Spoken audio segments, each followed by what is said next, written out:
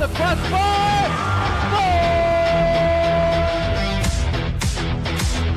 And the Giants flips up and goes in. Quick to left field and down for a base hit. Hunterdon Central is going to win the state finals here tonight.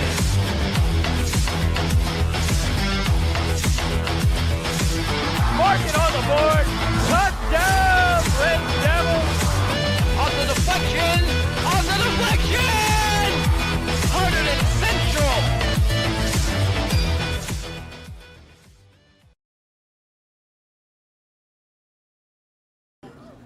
And joining us right now is Kyle McCoy.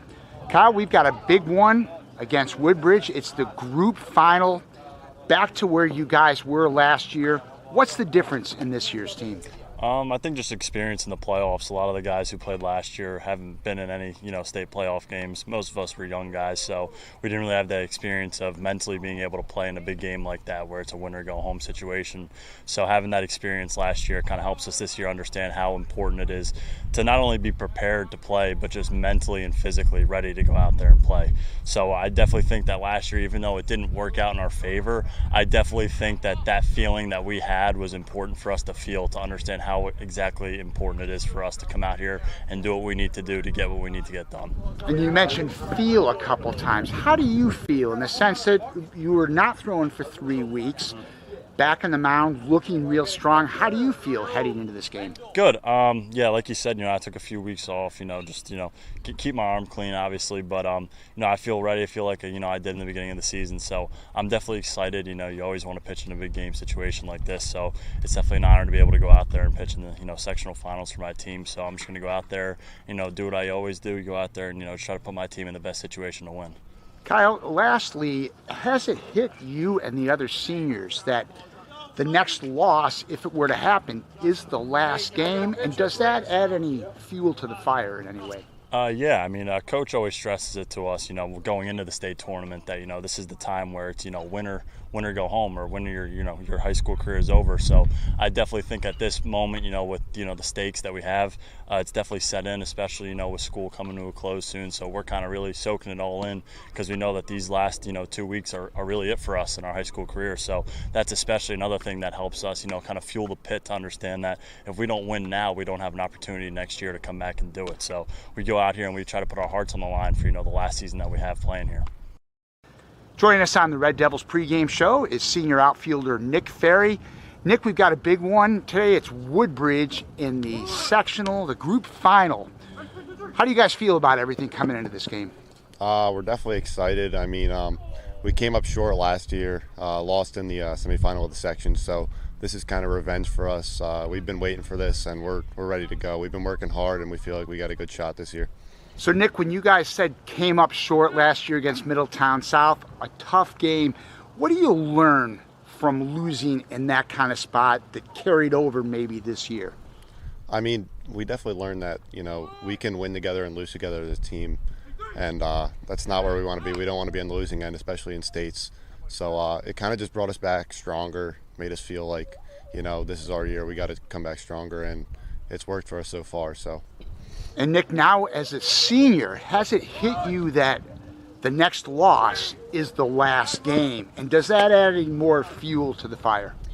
Yeah, in a sense, it's hit me. Like, I know in my head that, a loss could end my career, but I don't think until the last game, it won't actually hit me. Never know what that feeling's actually like until you get it. So, and as far as fueling the fire, none of these guys want to go home empty-handed. So we're all ready to go. We're going to do the best we can and see what happens. Nick, lastly, you're in a storied program that's had a lot of champions and a lot of teams that were close to champions. What has it been like for you to be a part of this Hunterdon Central program, especially where you guys are now on the precipice of accomplishing greatness? Yeah, it's been great. Ever since we were freshmen, we had Pete Chiafretta, Joey DiCero. We had a lot of guys to look up to. So we were definitely taught the HC culture right away, and we've kind of rubbed it off on ourselves. We've got it going for ourselves. So we just want to continue the legacy and do the best we can. So. And that was Nick Ferry of the Red Devils. Stay tuned to Central against Woodbridge next on the HCTV live stream.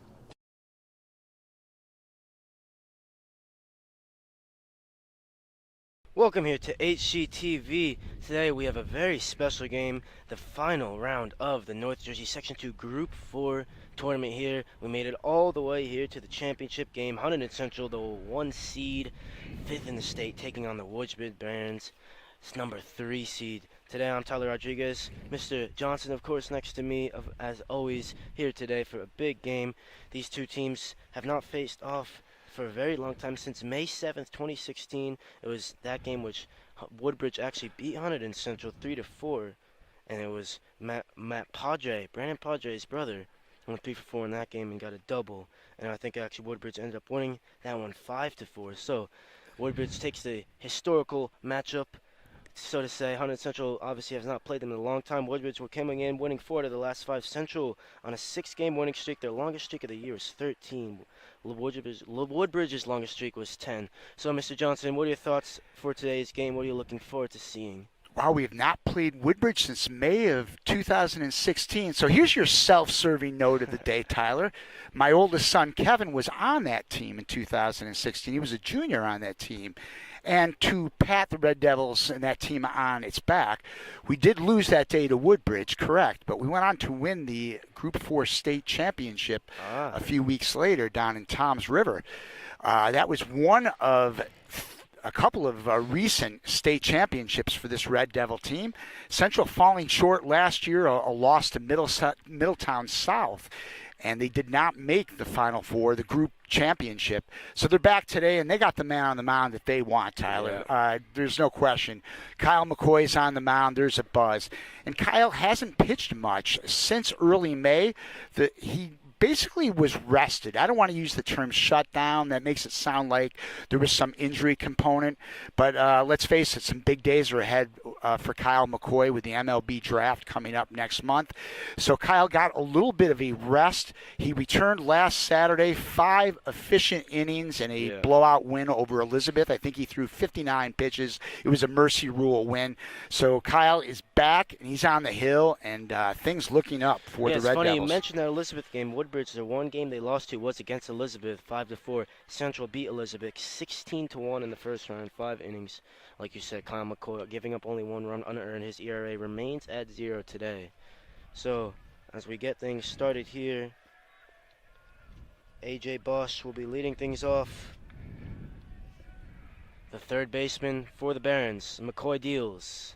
It's tipped away. Quickly, we'll go around the Red Devils defensively. That's Brandon Padre catching, Chase Fisher at first, Chase Moskowitz at second. At shortstop is Ryan Fasinelli. The third base is Mike Cantigliano. In left, it's Nick Ferry. In center, Christian Patino. And in right field, that is Logan Mason. And, of course, the man, Kyle McCoy, on the mound. McCoy that time threw a ball there. AJ Bosch, 362 on the year, 489 slugging for the sophomore. Hits that one straight up into this beautiful blue sky here we have today. A picture-perfect day. Weather brought to you by the Weather Channel on my phone. 78 degrees Fahrenheit, 9 miles per hour wind speed.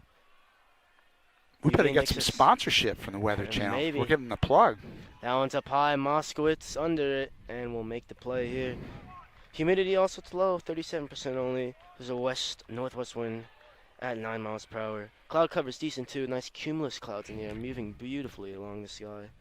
And the UV index 7 of 10. I don't know if you know, Mr. Johnson, need a UV index above 3 for tanning. We're at 7 today, so we'll look to work on the tan line. I did not bring any sunscreen out here, but I do have my Scranton baseball cap, Tyler, duly noted. My first plug of the day for Scranton baseball. Where Logan Mason is going, of course. We'll get to that later. Logan Mason's sister, Emily Mason, a very good soccer player, representing the U20 women's team. A very good soccer player. Talk about an understatement. Extremely good soccer player. Representing the women's team, of course. Probably will get her first cap soon, you would assume, as McCoy deals 1-0 the count. I did see Emily at the game a couple days ago. She was, right up there with the greatest to ever wear a Red Devil soccer uniform here at Hunterdon Central, and now she is at Rutgers, starring. Of course.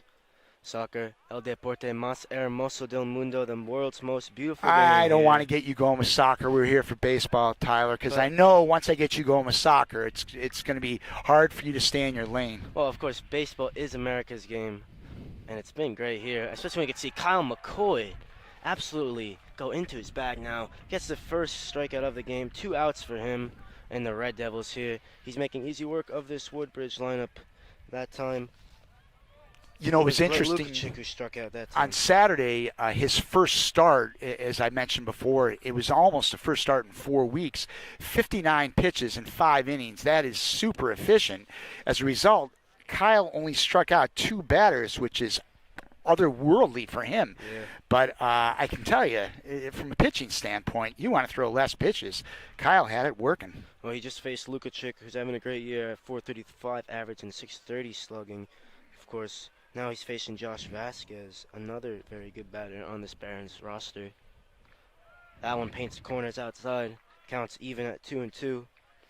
Vasquez, a senior, 438 average, 506 slugging. These are really good hitters, but Kyle McCoy making it look easy. Vasquez, though, that time gets some good contact towards Ferry, who able to field it on one knee. Vasquez will reach first on a single here. Vasquez uneligible to pitch today after pitching 95 pitches. That was on Wednesday, or Tuesday, excuse me, so... And He it's can't not, pitch today. He's you know, one of their it better does sound pitchers. obvious, Tyler, but it's important for them to get some offense, that being Woodbridge. You're facing a stud pitcher like McCoy. You don't want to go up, 3 down, 3 up, 3 down, and get into that routine. Just kind of let them know if they get a hit like they just did, hey, we're in this game too, and we came to play. We got the title at hand as well. So there's McCoy now dealing to Ty Kobe Klowitz. Kobe Klowitz now 376 average, 565 slugging. 0-1 the count. Vasquez taking a nice lead at first. Fisher's monitoring him, and it's McCoy who throws over. Kyle McCoy having the scouts behind him there at home plate, but also a lot of other faces here in the crowd today. Woodbridge, of course, pulling up in good numbers. Hunterdon Central as well, always coming to support their home Red Devils. Oh, good contact that time to Moskowitz. Great fielding.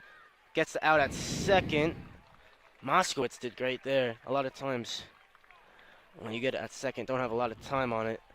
But that time able to make the play to get the Red Devils out of the inning, get the out at second, which was Vasquez. So now the Red Devils will lead things off here in the bottom of the first, looking to get the first run on the board. Patino, Cantiliano, Mason starting things off. All right. And we can go down that Red Devil lineup. Tyler, let's just bring that up. Yes, of course, Fisher, of course, after Mason will be batting cleanup. Padres having a great year. The catcher, 5th, Fasanelli. Batting 6th, Ferry, who we saw make that play last inning. 7th, Casella will be DHing, as he's been a lot this year. Batting 8th, and of course, one of the most talented hitters on the team, Chase Moskowitz, ending things off, batting 9th. Moskowitz there, nice play at second base. You know, he had to knock it down. That was a hot shot to him. Hey, he used his head. He's facing towards second. That's the short throw. He had plenty of time. He made it happen. So the Red Devils get out of that one with no further damage. Eddie Nunez pitching for the Barons this year. The sophomore, 1.98 ERA and 56.2 innings. He's thrown almost 1,000 pitches this year. Had given up 16 earned runs. He's had 60 strikeouts as well. He's pitched the most of any pitcher on this Barons roster. Of course, big spot for a sophomore here, facing the likes of Patino, Cantiliano, and Mason early on. Yeah, this is an interesting spot for a sophomore. This is a 16-year-old boy coming into a championship game, the Group 4 championship. And it's worth noting for Central, Tyler, that we're now in North 2, as we are for pretty much all sports. And that's a change, because for many years, Hunterdon Central was in Central Jersey. So we're now facing some different teams, as we did. We faced Elizabeth for the group final in soccer. And today it's Woodbridge, so we don't have really any kind of history with Woodbridge here at Hunterdon Central. And I don't know if that really means anything. It can be good, it can be bad. Hey, if you win, it's good, right? Yeah. And of course, speaking of winning, it was Eddie Nunez who got a win last time out against Ridge. That game, they won in 11 innings, beating Ridge 5-4 on Tuesday. They had 14 hits and 3 errors in that game. Nunez threw 2.2 innings, only gave up a hit and a run, and had 5 Ks. And he faces Patino up first. Patino averaging 362 with a 662 slugging as well. That one is a strike to start things off for Nunez, who was warming up here in the bullpen early on, and we saw him. He looked pretty good, especially compared to Kyle McCoy. It's a tough bar to match, but he certainly was able to. Patino that time tips that one back. And it was funny seeing the visiting pitcher throwing in the central bullpen. The Barons had requested and were granted permission to come over here and get loose because there really isn't a bullpen for the visiting teams here. So we saw Nunez out here right next to where we're broadcasting from. Yes, and here's Nunez again. That one Patino gets a good hold of. It will drop there in right field, and he goes to first. Was bobbled a bit there in right field, but he decides to stay. And there you go, leadoff hitter Christian Patino, bound for Caldwell College next year, a Division II school in state. Christian getting things started for the Red Devils. It was Lukacic that cannot make the play super cleanly out there. Got it, but bobbled it a bit. Regardless, Patino stays at first, bringing up Logan Mason. And we've got Cantiliano up now, Mason on deck. Cantiliano up now. Excuse me, Cantiliano, 409 average, 580 slugging, leading the team in hits with 36 hits this year for the Seton Hall commit as a sophomore. Been their third baseman all year. He's been playing very well. Those are some pretty righteous numbers there, Tyler, especially for a sophomore. Yeah, video game stats, one could say. Nunez deals on Cantiliano. It's Patino who will reach second safely. Cantiliano out and out. It's 4 times to the plate in a row where Cantiliano doesn't get a hit. He's 0 for 4 in his last 4 at-bats. Rare for him. As we see now Logan Mason coming up to bat. Mason, 349 average, 419 slugging. Been a staple of this Red Devils lineup for a good amount of years now. Patino's at second. And the Mason name, no strangers. We mentioned Emily before, but Mason's older brother, Colin, 3 times was in the state championship game, Tyler. 2016, 17, 18. He won those bookends. The 16 and 18 team, they Central lost in the finals in 17. And that one's hit up high, shallow right. Ooh, both players going to the ground. Patino will round third, and he'll stay there. Throws a bit wild, but he's able to stay at third, so Mason hits the ball in a tough area. Play cannot be made by Lukacic there coming in on it, or the second baseman either. Boy, that's Drew an old Lukacic, both Lukacic brothers coming That's in, an old couldn't boy make it. play right there, Tyler. That's got to be the right fielder's ball, no question about it. He's got to take charge, and that was a catchable ball. That's going to go down as a hit because the second baseman had to make a frantic effort, but that's the right fielder's ball all the way. So kind of a gift double there for Mason. And with a pitcher like McCoy on the mound, Woodbridge can ill afford to spot any kind of offense early.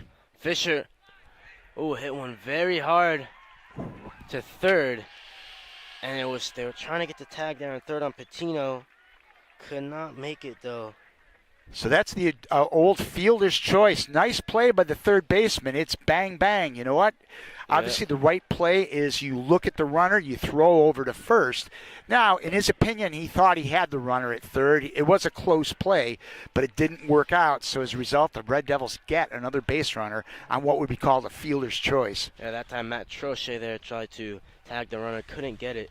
Now it's Padre here with all the ducks on the pond. And that's a nice off-speed pitch that time from Nunez. Padre, 333 average, 462 slugging. Missed a couple games due to illness, but he's back now, and he's looking very good.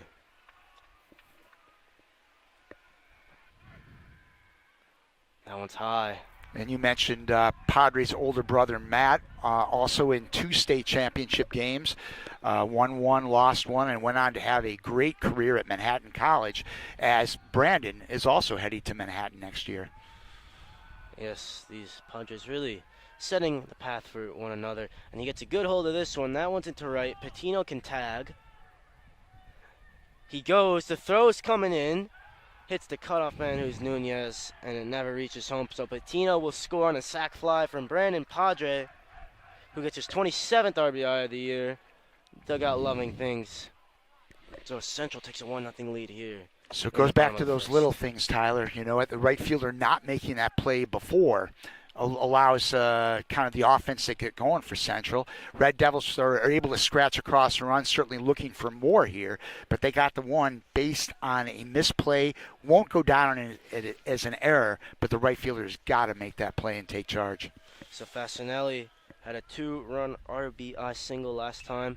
Gets a good hold of this one again, and it's that right field spot that's getting most of the love. And that time the play is made there. So 3 outs. That ends the inning. As Fasanelli, like we said, went one for 3 last time out with the 2 RBI single. Really this team's leader. He'll go back and take his spot at shortstop as Kyle McCoy will strut his way off to the top of the hill. Will be the center of attention, of course. So, Chloe, if you can get a little shot behind home plate and a look at the scouts that are there to watch Kyle McCoy, a little bit to the right. Yeah, scouts. Chloe's getting us that shot. She's going for it. She has it. So it's actually, I can say that this is probably a little on the lighter side of scouts, definitely. although I can see some other gentlemen hanging off. Chloe, if you move it back to the left a little bit, we can see some more guys. And they are here at every game Kyle McCoy pitches. There's a group of about 15 or 20 professional scouts. Kyle is committed on the collegiate level to play at Maryland next year. And Maryland's become a very strong college program. They were in the NCAA tournament this year, getting knocked out by UConn on Monday night. But the MLB draft waits, and then that will be the game within the game for Kyle. If the draft spot is favorable and obviously there's enough money involved, he will strongly consider making the move to the major leagues. Good problem to have, I'd say, Tyler Rodriguez. Definitely. Of course, Kyle McCoy, now over 18, cannot play club ball, so really the only time scouts can see him play is with Hunterdon Central, or of course he could play regionals or regional teams, but that is obviously after this high school season. Right now, though, he'll just be focused on getting these outs. And now it's hit up very high that time. So McCoy deals a strike first time. Ball proves difficult to be seen. Very struggling to see in right field as Drew Lukacic is up now. So the Barons were able to kind of get the bat on the ball a little bit in the first inning.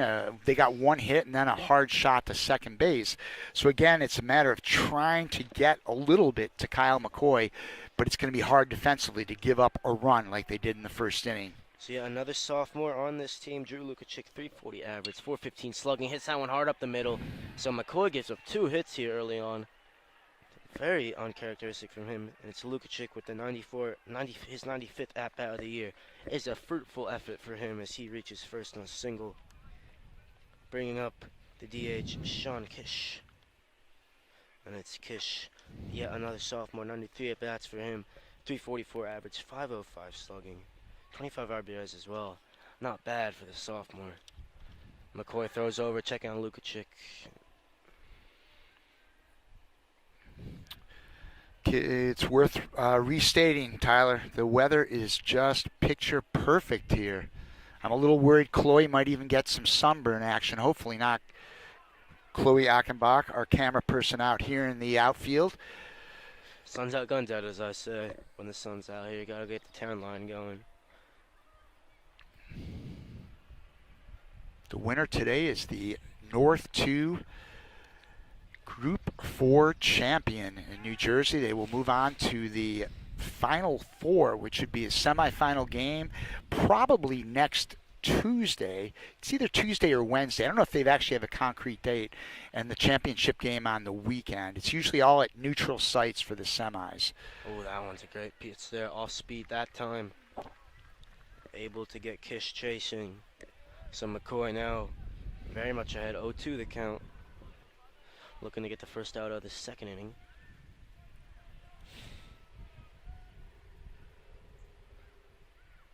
And again, that one's hit well. So these Barons batters are able to see the ball well enough to make contact on Kyle McCoy early on here, which is better than a lot of people can do against him. No question. It's a matter of just staying in this game and keeping it tight late if you're Woodbridge. Did he go? He went. They say he did. So McCoy uncharacteristically gets his second strikeout of the day. Well, that was pretty characteristic of a pitch by McCoy, that's for sure. He Swing had certainly. that guy, he had him fishing for sure. Yes, of course, gets the chasing batter, but the swing was what was a bit of the controversial part, you could say, as Troche comes up now. He tried to get the out at third, if you remember last inning.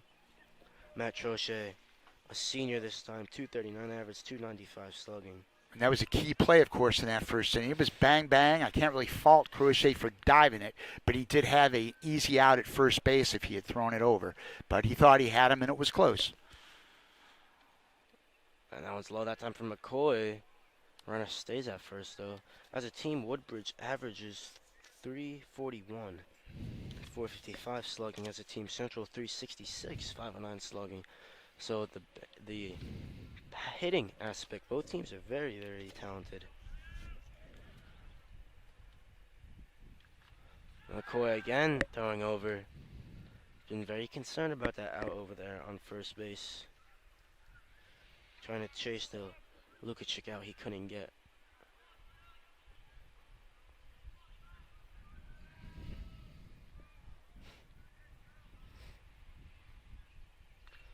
And that was a laser that time from McCoy, hit up high.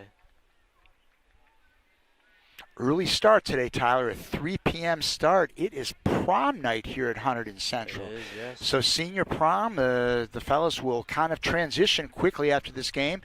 And it's out at the Steel Stacks in Bethlehem, I believe. They did that last year. The senior prom was there, and they had a great success. Yeah, and Saw some wonderful pictures. It's down to the shore, of course. Then down to the shore. But, boy, obviously for the seniors, and I talked to a couple of them yesterday, Kyle McCoy and Nick Ferry, the next loss is your last high school game. So you hate to even think in those cold, hard terms because you hope, obviously, you win it all and they win the next 3 games. And Central, frankly, is probably favored to do so. But it's always kind of in the back of your head. No one's expecting that. And no one would want to go to the senior prom on the heels of a loss, that's for sure. Definitely. This is a privilege. They do still get to play the game that they love, of course. This one hit towards Cantiliano. Bounces over his glove. Runner looks like he'll go to third. Ferry will throw it down. Ooh, that's a big play right there. So Ryan Fascinelli cuts off the throw to third to Mike Cantiliano. Instead, decides to take it and throw to second to get out Matt Troche at second. But Lukacic able to advance to third. So in the end, looks like it was a good decision from Fascinelli. Cantiliano a bit unlucky, took a unfortunate bounce to go over his glove. Remember that play right there, just a real heads-up play by Fascinelli, not going for the lead runner, but going for the trail runner. And as a result, there's 2 outs and a runner on third, instead of 2 runners in scoring position with 1 out. So Tyler Weber, the senior, 254 average, 324 slugging. Chance to get his 20th RBI of the year here, but needs to get a hit, of course. No sacrifice fly will do. McCoy, great pitch that time. High heat from him. Tyler, it's those little things every game in baseball. You saw in the first inning the right fielders not taking command of that play, and there Fascinelli kind of doing what he had to do and getting the runner that he could get. Fascinelli, very much the leader of this team. Controls things a lot, calls out outs, hypes the team up, of course. Won the Iron Red Devil Award given out by Coach Colodi. Frankie Lantenni also winning that one as well. Hunterdon Central's quarterback. Owen Bill to Marissa Bragg and Julia Artali. Fascinelli won several awards there in senior award night. Yes, of course. The Bucknell commit, future Bison for him. The Bison, that's right. Of course, very close to my house is Reddington Rivers, one of only 2 bison farms in the whole state of New Jersey. Wow, Tyler, you are loaded with information. Been there a couple times on Red Dog. They've been able to see the bison up close. They do say bison meat is healthier than cow meat. It was a beautiful day out for me every time I get to go there. I see it every morning when I pass on the bus, the sun rising. Very privileged to see the nature here we have to offer in Hunterdon County. And the beautiful weather still at 77 degrees Fahrenheit. And McCoy now still in this 1-2 battle with Weber. Deals again. Swing and a miss. Kyle McCoy making it look so easy out there. as he struts those long strides off to the dugout. And McCoy gets so many strikeouts, it looks like a chore for him at this point. Red Devils now, bottom of the second inning, will look to add to this 1-0 lead. So McCoy, he's been pretty good so far, giving up a couple hits. What have you made of him, Mr. Johnson? Well, he's done his part, of course. Maybe not as overpowering as we've seen Kyle McCoy, but on the other side, it's that Woodbridge. It's those little things. And again, I'm really starting to beat this in the ground, and I don't mean to, but when you're the underdog like Woodbridge, you're playing on the road against the one of the top teams in the state, against one of the top pitchers in the state. You've got to capitalize on those little things, and if you don't, it makes it just super hard to win the game. But yeah, no worries for Kyle McCoy. Even though he allowed 2 hits in the first 2 innings, he's got 2 zeros to go with that. So that's what Kyle's out there to do. Of course, Kyle McCoy doing his work here now. If the bats can pick up a little bit, would be what the Red Devils need. Speaking of the bats, last time it was a good game the Red Devils played. One problem though with that is not enough hits. Only 3 hits they had last time out in an error. Yeah, Other than that, the pitching from Scott was brilliant. The fielding was pretty good. Just needed to get more hits with runners in scoring position from walks and things like that.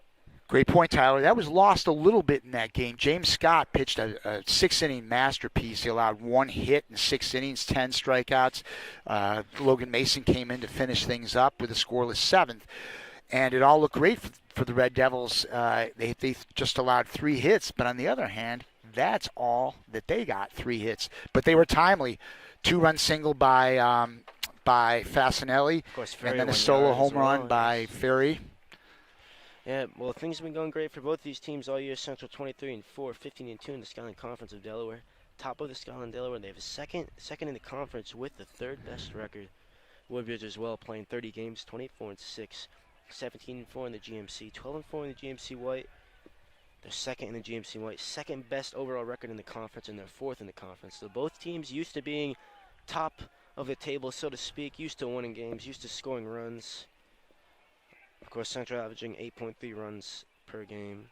Woodbridge 7.5. As Nunez deals, the pitching from both teams has been really good, and the defense as well.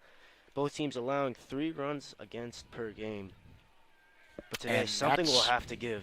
That's why they're both here, Tyler. Pitching usually does it. So that one's low that time from Nunez. Nick Ferry leading things off. Ferry is just an excellent on-base guy. More than just a hitter, he's got a great eye. He'll bring that to Seton Hall next year. Ferry, of course, 1 yard last time to right field over the tall part of the fence there, 305 feet in right field. And last time out, he closed the door here right next to us in left field. Let's see if he can get some action going in center field. It'll be a bit of a hat trick, but on base is all he's looking for. It makes him contact here. Or a walk, of course. He's able to work that one. Good at bat from Ferry. Excellent at bat is Nick with another leadoff runner for the Red Devils. Patino got the leadoff single in the first inning. So and now Ferry Ferry. now, with 10 walks, is tied for 2nd with most walks on the team. Chase Fisher, 20 walks. Fasanelli and Ferry both now at 10. Brings up Casella. Ooh, he is going. And Ferry goes. Throws good. He's safe. Actually, sorry, that's Casella, who has 12 walks, so he's tied for 3rd now. Ferry, but does get the stolen base there. That's his 9th stolen base of the year. That he's tied for 2nd for. Fasanelli is 10. Patino now with 9 as well. Nice peg, too. That was close play at second base. Ferry just got in there. So the risk pays off for the Red Devils now. Can they get Ferry in? Loves to dance there at second base. There's a productive out, Tyler. And we saw Ferry, similar position to the Fasanelli, I think it was, or sorry, Casella, I should say, was able to drive him in. It was Ferry last time out, able to work a walk, get to second, was dancing at second. Casella put one in play. He was already gone to steal 3rd and was able to score the Red Devils' 3rd run. That time he already was going, now gets to 3rd, so Moskowitz can bat him in now. And as a left-handed hit, Pass ball there. It's Ferry who goes, slides, and is safe. Nick Ferry advances to home on the pass ball. The Red Devils take a 2-0 lead. So Moskowitz now has no one out for him on the base. So how big is that Jared Casella play now? As a lefty hitter with nobody out and a runner on second base, your job is to get that runner over, and that's exactly what Casella did. You get the runner on third base with one out, lots of ways you can score, and that's one of them. Wild pitch. So Moskowitz, 367 average, 456 slugging. One of the best hitters on this team, batting ninth here to end things off for the Red Devils. It's been the top of the order when Patino, Cantiliano, and Mason, who haven't been productive so much in the last couple of games, but the bottom of the order has been doing really well, carrying the load for sure. Moskowitz, ground ball to Lukacic there in second. It's stopped. Does he beat it out? No, he doesn't. Lukacic, good play from him. It was a bang-bang call, Tyler. To the naked eye, I thought that he was safe, but it was close. Nice play, certainly, by Lukacic at second. So here is Christian Patino. 362 average, 662 slugging coming into this one. 2 outs. Big spot for him to extend this inning. Hits that one very high. Players will have a lot of trouble seeing that all day. That one's foul this time.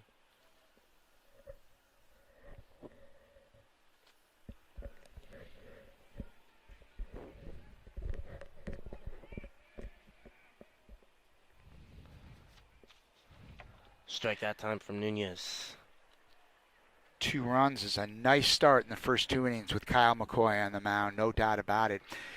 Mentioned before about that, the seniors, their next loss is their last game.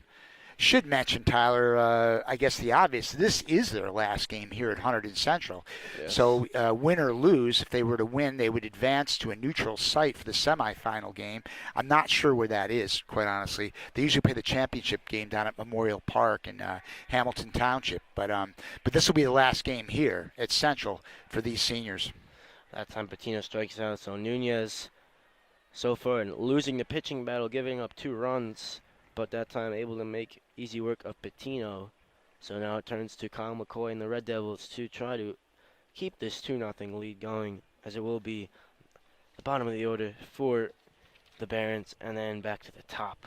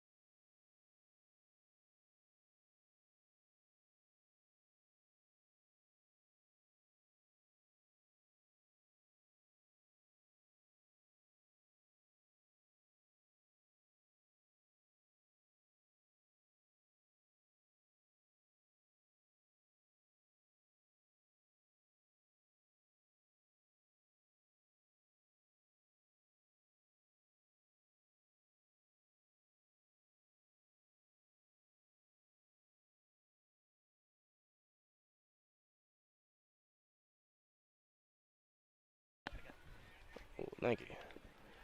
So back here, start of the 3rd inning. And McCoy deals that one inside, so that will be a ball to start things off here. And that is Kyle's 32nd pitch of the game. So 31 pitches through the first 2 innings of play.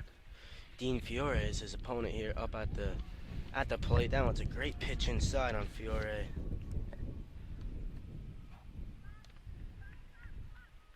Fiore, another sophomore on this team, 262 average, 344 slugging. This Barons team looks like they'll be set up pretty well for the future. A lot of young talent for them on the roster. Of course, we saw them play a softball team this year as well. They look good in that game. Swing and a miss that time from Fiore. Count is even, 2-2.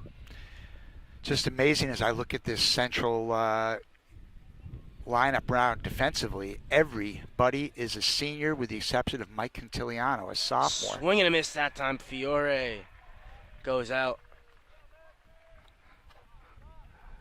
for the first out of this one. So Fiore strikes out that time. Top of the order, AJ Bosch. Back up now, another sophomore. And that is the 4th strikeout, Tyler, for Kyle McCoy. So doubling his tally already from Elizabeth in the last game. Swing and a miss. Big cut from Bosch.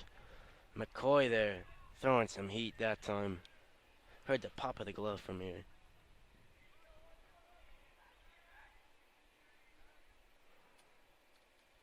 Low that time from McCoy. Bosch, sophomore, like I said. Third in hits for this team with 34. 362 average, 489 slugging. Also has the 12 RBIs as well. 26 walks, does get on base a lot. Currently though, down in the count. 2 strikes from McCoy, only 1 ball. Looking to make it 3 strikes and 1 ball here. McCoy deals. Swing and a miss. Kyle McCoy, 2 in a row. Another one bites the dust for him here. 2 outs for Kyle McCoy. And that is now 4 strikeouts for Kyle, so he's starting to get in that rhythm now. You look back on that second inning for Woodbridge when they had potentially runners on second and third with 1 out, but that trail runner was thrown out on the relay by Fasinelli. Big play in this game. So there's 4 or 5 strikeouts. It is his... Let's take a look. Did I give you a bad number? Am I giving you bad info? That's 5. Oh, 5 What did I say, 4? Because you told me 4 Yeah. last time. I was thinking 5. Losing track already. Yeah, here it with the starts to Kyle McCoy happen when you get strikeouts. older, Tyler. Don't get old.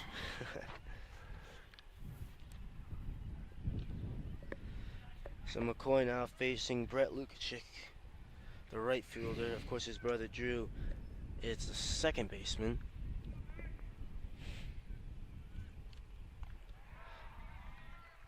Big pitch there from McCoy. Again, at this 2 strikes and 1 ball scenario for him.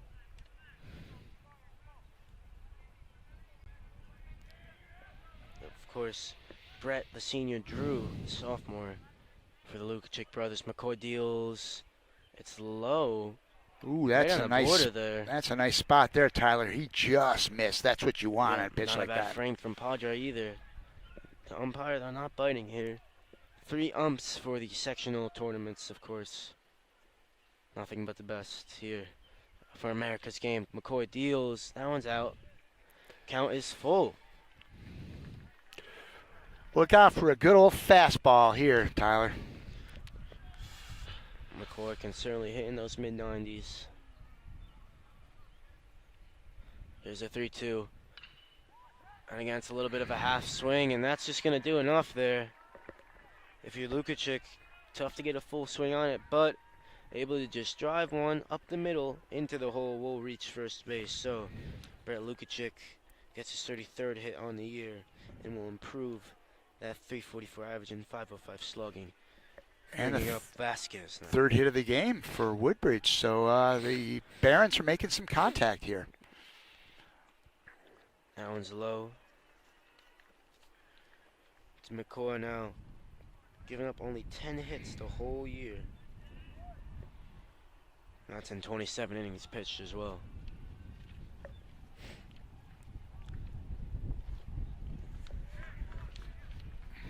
That's a strike that time. Of course, also 45 strikeouts for him. Only walked 2. Still has not given up an earned run. The earned run average is 0 for Kyle McCoy. Here's Josh Vasquez, though. 2-out spot for him. Swing and a miss that time. Good drop on that from McCoy. Nice movement there. That'll get those scouts behind home plate making some notes. No question about it. A lot of notes to be taken here at Hunterdon Central while Kyle McCoy is pitching. So you would assume mostly positive as well. Checks on that runner again.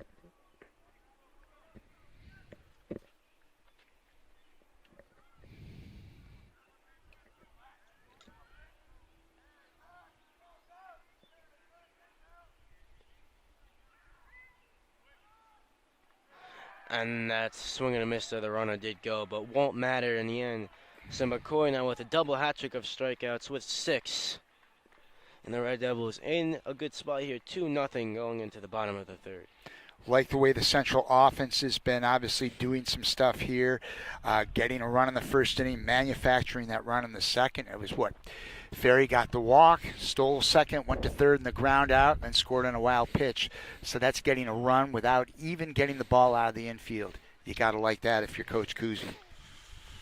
Let's talk about Coach Kuzy a little bit. So Kevin Kuzy, this is his 6th year at Hunterdon Central, and we're gonna throw out that 1 year. Obviously, it was the COVID year, so that doesn't count. So really, his 5th year as a head coach. Coach Kuzy has been in 5 years.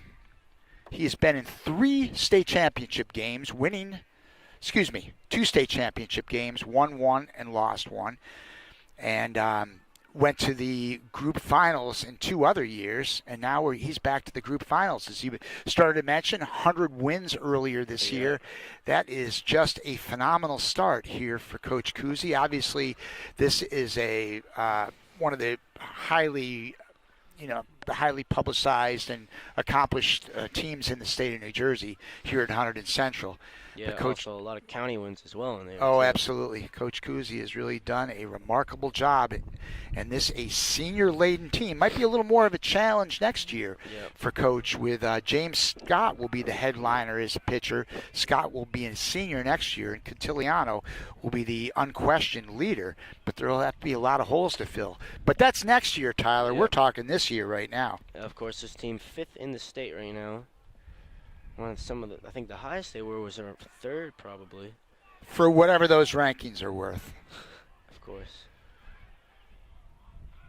Speaking of the Cantiliano, the future Pirate is up now. And this time he gets a great hold, goes into center. And that one's caught, so Cantiliano.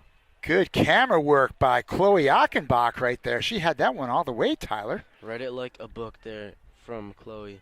Very nice, Chloe. Cantiliano 5 times in a row now, still without a hit, which is not uncommon, but for someone of his talent, it's weird to see, to say the least. Mason up now.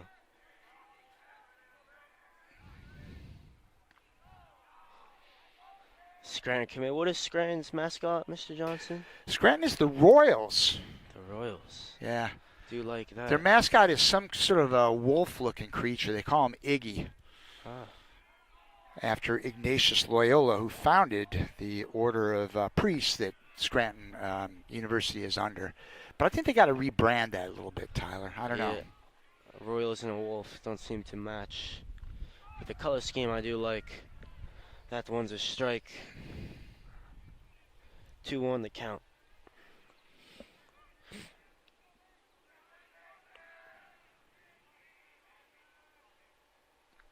Nice drop from Nunez. Think didn't drop enough. 3-1. Yeah, Nunez has pitched a pretty solid game so far. The sophomore is not fazed by this moment at all. So Mason can pick and choose on a 3-1. He liked what he saw. Hits that one very high. It's dropping, and the play is made there. So Mason gets out by a pop-up. And that was A.J. Bosch there, able to make that play. Oh, excuse me, Matt Trochet. Oh no, I had it right the first time, A.J. Bosch. So Bosch got that out. That brings up Fisher. The rider commit Fisher, 389 average, 597 slugging. Pitch was called off there by Chase Fisher. Big power hitter. Of course he is. You mentioned 20 walks. Clearly he's a guy that has been pitched around at times this year. But with this Red Devil lineup, it's really hard to pitch around anybody. We are top to bottom, 1 to 9, a very, very solid offensive team. Yes, definitely. It's been the top of the order slacking a bit, but Fisher will look to change that, of course. That one was low, but called strike. a 1 for Fisher.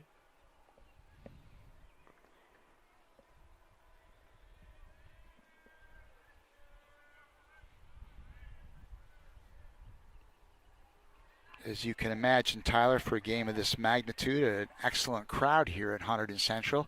Fans scattered all over the field, down the right field line and down the left field line.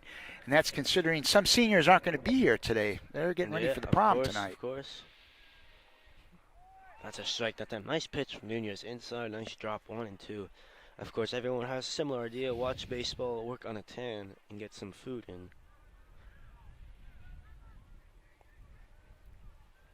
Support the peers, of course, as well. Ooh, that that's a right nice down pitch right Broadway, there. Ooh. but it's outside. He didn't miss by much. That is a good spot right there. Nunez doing a really solid job in that one. Fisher brave. Could have got that strike. Brave work there, not to swing. Count as even.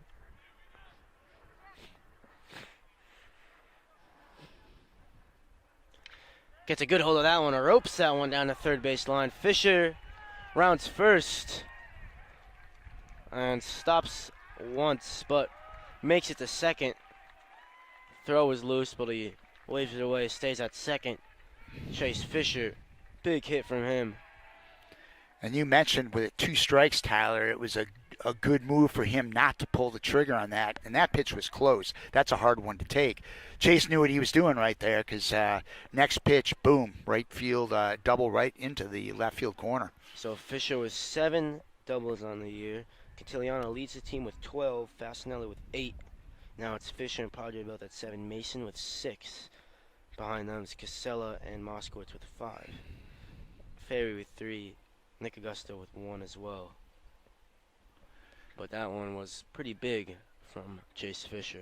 A teasing conversation with Coach Kuzi at third base as the Barons want to talk things over with Nunez. Nunez only had 36 pitches, Tyler. That's not an awful lot of pitches for this game.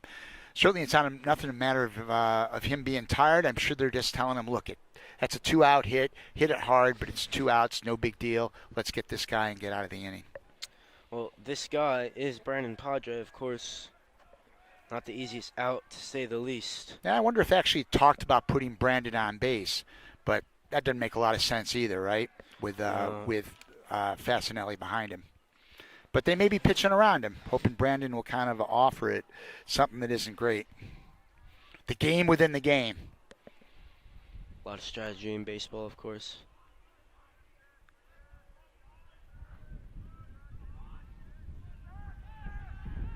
And Fisher goes back there, gets a call. Looks like from maybe Fasinelli, someone in the dugout there. It was Bosch who went behind him. Easily could have got that out.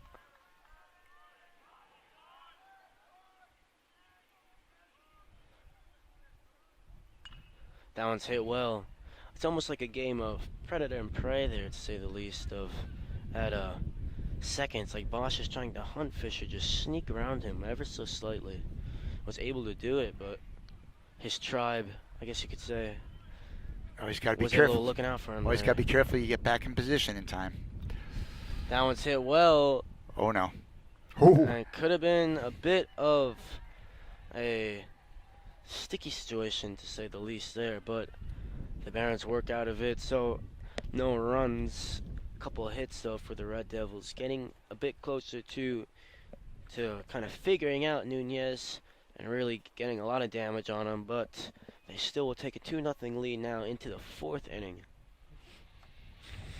Yeah, just a little soft pop-up to third base, but almost a collision there between the pitcher and the third baseman, which would not have been fortuitous for the Barons.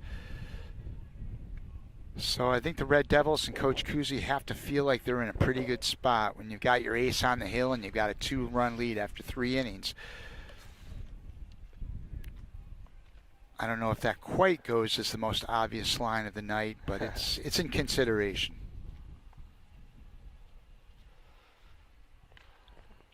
Yeah, McCoy is making very easy work so far of this Barons lineup.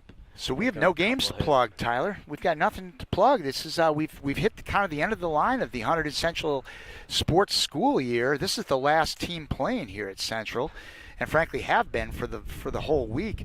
Red Devils, if they win here, would move on to the state Final Four. We mentioned that earlier. But there's still a few track runners out there competing for the states.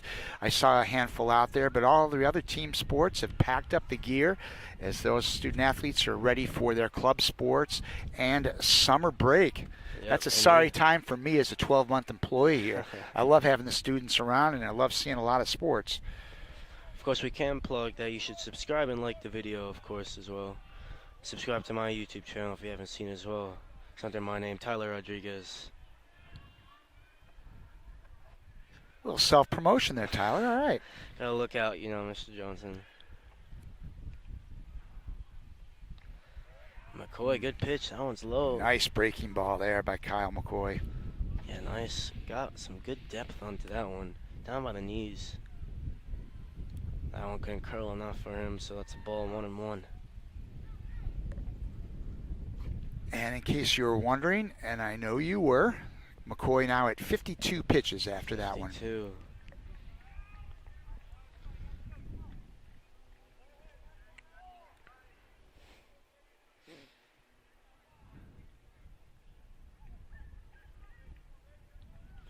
He's throwing the 4th most pitches on this team coming into this one.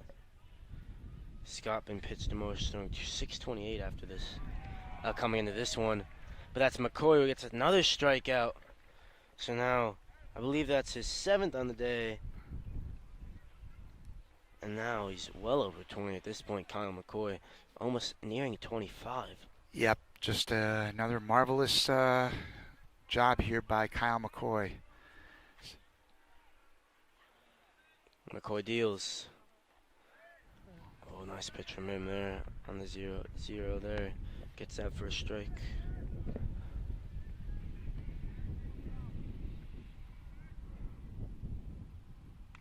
Check swing is a ball. I think I see Mr. Brandt, our esteemed principal, behind home plate, soaking up the sun and out here to cheer on the Red Devils. He is a frequent visitor. A frequent visitor at Central Sporting Events, Mr. Brandt. Of course, there was a video of him I saw at lunch playing wiffle ball. He went yard on it. Did he really? Yes, he did go yard. Absolutely smoked one. Oh, hits over the head of McCoy. Moskowitz backhand goes under his glove. Uncharacteristic error there from Chase Moskowitz. It would have been a tough play at first base. I'd say that one could go either way. We will see.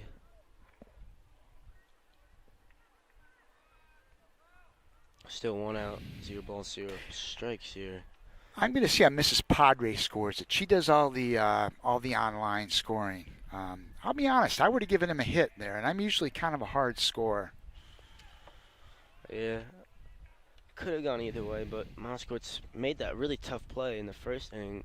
That one looked probably maybe just as difficult, if not maybe a little easier. Oh, McCoy. Heard the pop of the glove from here.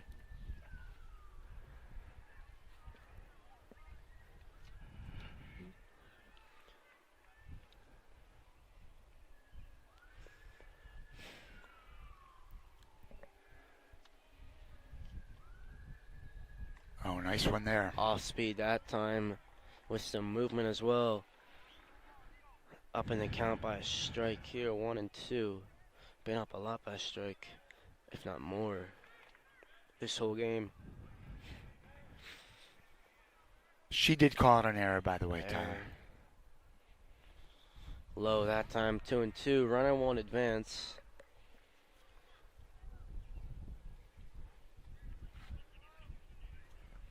Opportunity. Sean Kish there. Yeah, an opportunity here for Woodbridge, obviously, to capitalize on that error. I said Drew Lukacic. I should say Kish is up right now. McCoy, will he check on the runner? No. Throws it instead. Swing and a miss that time. And I believe now that's his 8th strikeout of the day.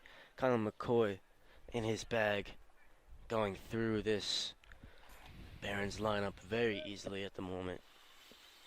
8 strikeouts. That's a pretty strong pace, isn't it? And he's not slowing down, that's for sure.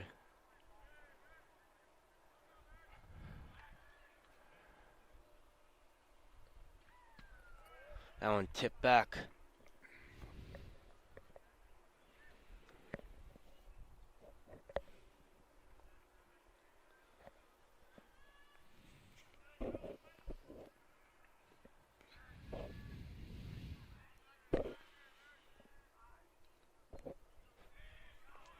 So here is the 0-1 from McCoy. Runner goes. Padre throws. The tag is laid, but Lukacic is safe. Close play, nice throw, but he got a decent jump, and Lukacic just got in there. But it is an 0-2 count. So Lukacic says he can register his first stolen base of the year.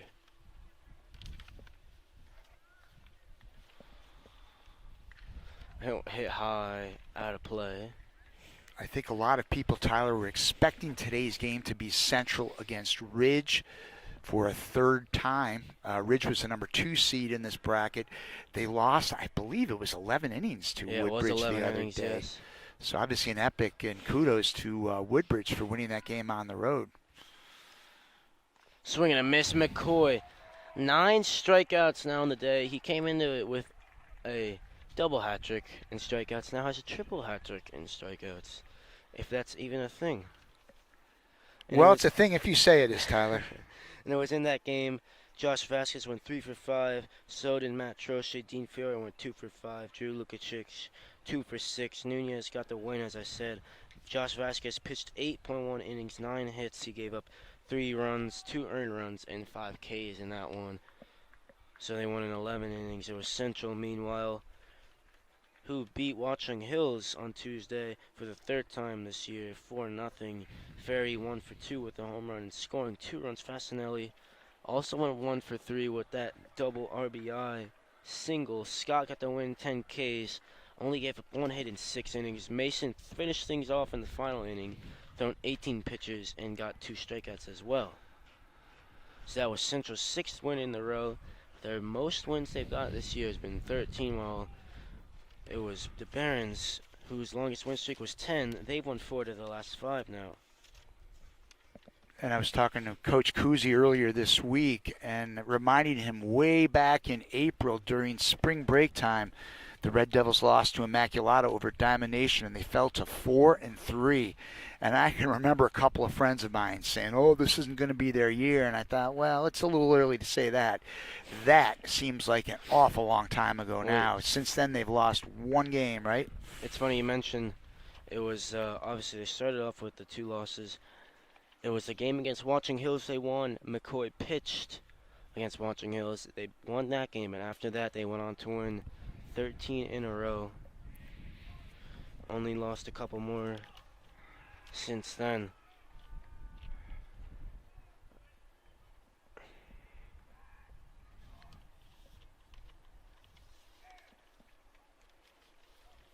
So I believe it's Fasinelli who will get things going. Only he's faced 1 pitch today. He's swinging it and flied out. This is 2nd at bat.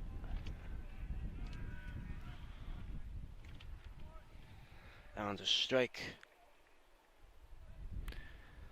Good start by Nunez, and the Red Devils 2 runs and 3 hits through the first 3 innings of play. Nunez has done a pretty solid job. That one dropped well. Fasinelli down 2 strikes here.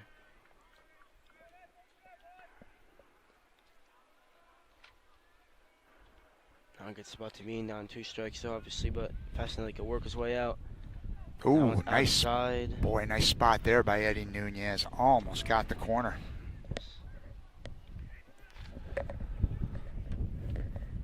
How about this breeze, huh? How's this breeze feel, Tyler? Not bad. A bit cold, yes, but do not mind it. That one's low. Gets to the backstop.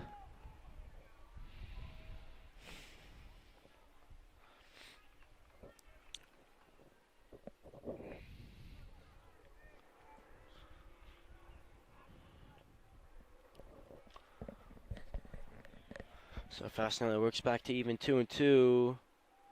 Ooh, Again, another Brave good take spot that by one. Nunez. Just missed. Count is full at 3-2. Good discipline by Ryan Fasinelli.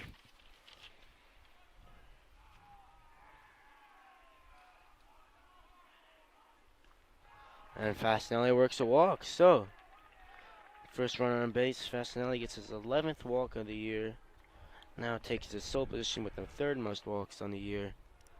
Of course, Ferry now with 10, Casella 12, Fisher 20. And it was Nick Ferry's walk, Tyler, in the second inning that got that run manufactured. The walk, the stolen base, the ground out, and then the wild pitch. Gotta love that if you're a coach. That's a very, very active walk, to say the least. Ferry up now as Fasinelli dives back. Big spot here for Woodbridge. Really don't want to give up any more runs here against Kyle McCoy. You've got to just kind of stay in this game. 2-0 they clearly are, but another run or two could be a big problem for the Barons.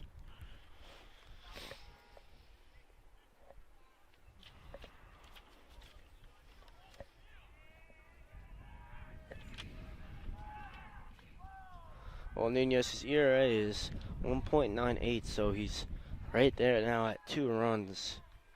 Maybe gives up one more. 3 runs, not bad so far. Just needs his team to pick up the bats a bit and not stop making the bad errors that have led to a couple of these Red Devils runs. Fasinelli went, but then didn't, so won't get the throw down there. He stays at first.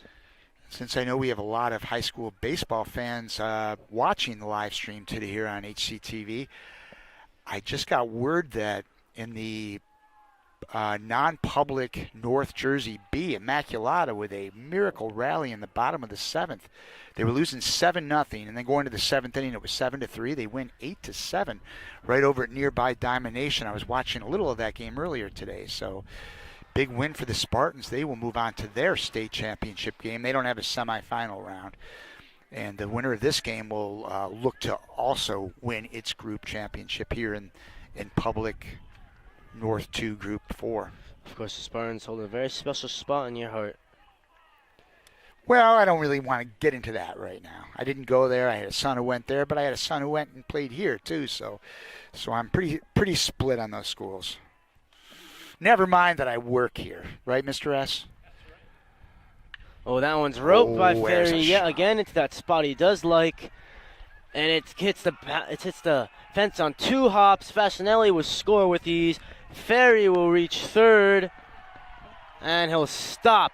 Nick Ferry lighting one up again. Hits the fence on 2 bounces, probably 20, 30 feet to the left where he went yard last time out. So Fasinelli scores. Nick Ferry gets his 2nd triple of the year. That was a shot, Tyler, right into that right center field gap. Wow, what a shot by Nick Ferry. So it's Patino leads the team in triples with 4, Ferry with 2 now. Casella now in a big spot here with a runner on third, 0 outs and a run scored. Chance to get the rally going for the Red Now Devils. Woodbridge in a heap of trouble, down 3 runs. There's still nobody out. They've got to pull the infield in and try to cut off the run here. That's exactly what they do.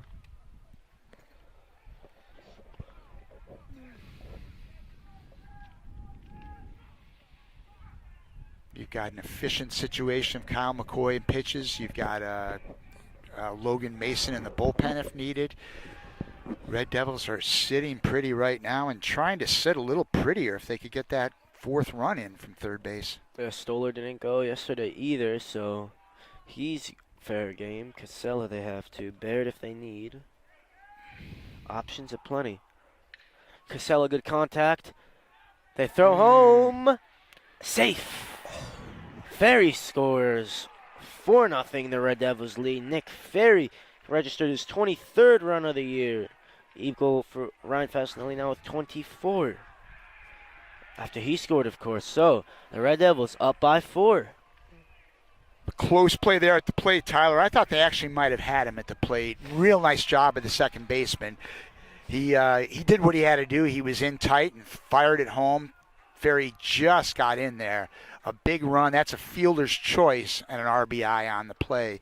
4-0, still nobody out. Not looking good for the visitors. Casella's 20th RBI of the year. And that's Moskos who shows bunt, pulls it back.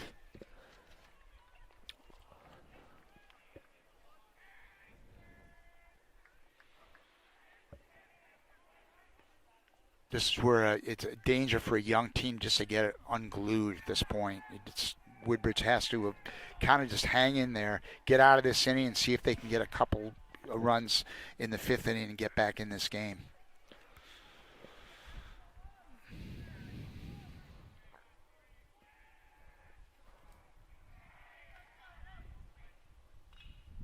Big cut that time, hit high. It goes behind there, the fence out of play. Back into the slew of scouts back there. Yes, none of them could make a play though. Get those guys into the action a little bit.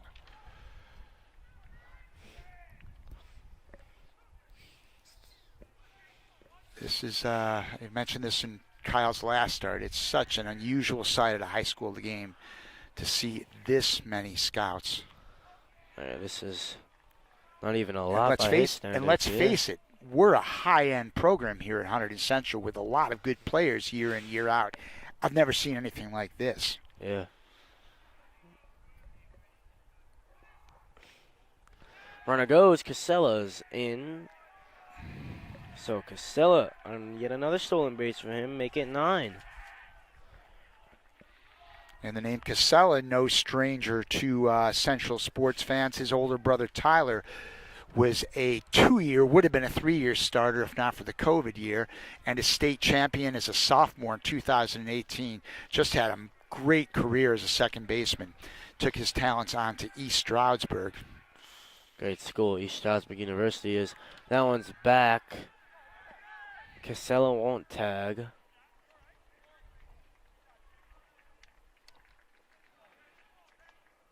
He has a lot of lineage. We've mentioned this every time there's a Central game, but it's worth repeating. Logan Mason's older brother Colin, we talked about him. Brandon Padre, his older brother Matt, was a 3-year starter and a state champion. And, of course, Jared Casella, his older brother Tyler. And why do I get the feeling I'm forgetting somebody? Too many to remember, really. So now back up to Patino. Patino also, I think it was in the Ridge game, or who Central could have played, he hit a home run and down deep in right field as well, similar to what Ferry did last time out. His job will simply be to try to advance this runner here, but you assume he'll try to get him in as well. Good chance for him to get his 20th RBI of the year. See Mr. and Mrs. Padre, staples at the games through the years. Mrs. Padre does the stats online that we can keep track of on Game Changer. So that's a matter of 7 out of 8 years they've had boys playing varsity baseball at Hunterdon Central. That is remarkable, and this will be the last game for the Padre family here. Very bit of a full circle moment for them, but I'm sure many memories being created on this diamond. As Patino pops that one up to the moon, it seems like. It comes down. Play is made by Bosch. Infield, was that an infield fly or no, Tyler? That's a quiz. Yes? No. No. Because if the runners were on first and second, it'd be an infield fly. So what is it? Because then there'd be a chance for the fielder to deceive the runners. That's why they call the infield fly. Right there's no infield fly called. So what is it called then? Just to pop out. So if the shortstop had dropped the ball, the runner would have been safe. If it's an infield fly, the fielder could drop the fly ball. He's still going to be called out. You'd hear the umpire yell, infield fly, batter's out. Learn something new every day, don't you? Quintiliano, again, cannot get a hit, and that ends the inning. So, Central do well to double their lead. Nunez, I think, happy to end. It's only 4. Top of the 5th now. McCoy will look to work his magic yet again. Yeah, it's a good spot for the Red Devils, no doubt about it. As we head to the top of the 5th inning, Kyle McCoy making his way back out. So what's the thinking going to be for McCoy? Do they want to get him out early, hope to pitch him Tuesday? Do they leave him in? I think they're not worried about Tuesday. If it's Tuesday or Wednesday, not really an issue. I mean, Tyler, look, if the Red Devils were to explode next inning and maybe get up to 9-0 or something like that, then maybe we're talking a different game. But at this point, no way. I mean, baseball's a funny game. We see it happen all the time. Yeah, it's 4-0 and you've got your ace on the hill, but 4-0 leads have evaporated before. It's certainly not that insurmountable. So would he pitch in that semifinal game, or would you think no? Well, I guess it would come down to whether that game is Tuesday or Wednesday, and I honestly don't know that answer. But my thinking is that they would keep the two pitcher tandem they have going, with James Scott probably going on the semifinal round, and then Kyle being ready for the championship game. But we'll kind of have to see when that game is played and where Kyle is with his pitch count. As good as James Scott is, and he's been a great pitcher, Kyle is still the man, no question about it. Yeah, of course. And the man throws one there. He's been the man all year for the Red Devils.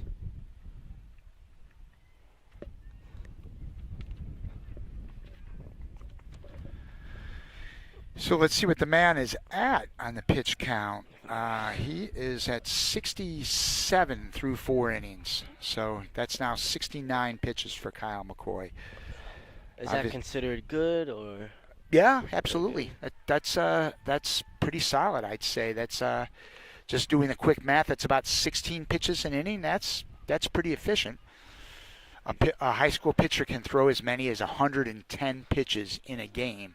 So on that, if you were applying that math, he'd be right there for 110. Is there limits for college pitchers, professional pitchers, or just in high school? Definitely not. But there's long-term situations where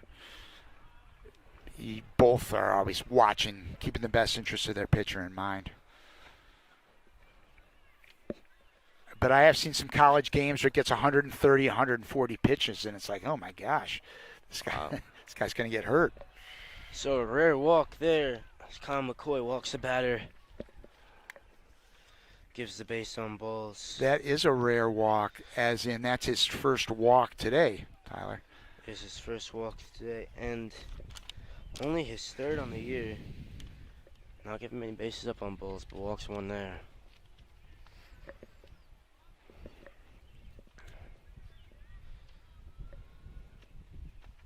To the point, if you're Woodbridge, you really got to get something going here, a run or two here, just to kind of offensively get in this game a little bit. Time is starting to become a factor. McCoy deals the show bunt. Padre throws down. Ooh, nice fire. Very close there, Padre. Quick fire. That would be disaster for Woodbridge, having a guy picked off first down, 4 runs. Yeah, we saw that happen here a couple games ago, of course.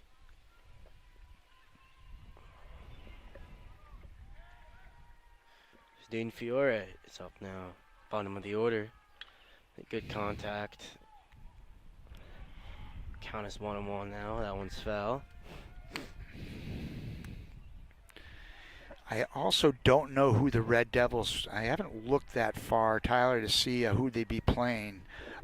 It should be the North 1 winner, but who that would be, I don't know. Let's see if I can get an answer here. Swing and a miss. That was very quick there from McCoy. Glove popped there like popcorn that time. Hit it from all the way back here. That big pop with the glove there.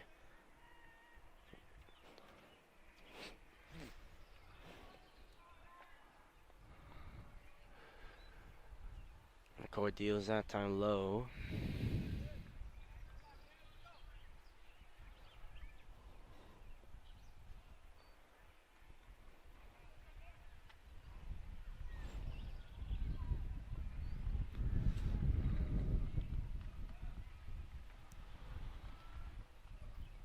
Swing and a miss. Fiore goes down, so I believe that's McCoy's 10th strikeout now of the day. Mr. Johnson will fact check that for us, of course. It is 10, so McCoy makes it look easy. Top of the order now, A.J. Bosch.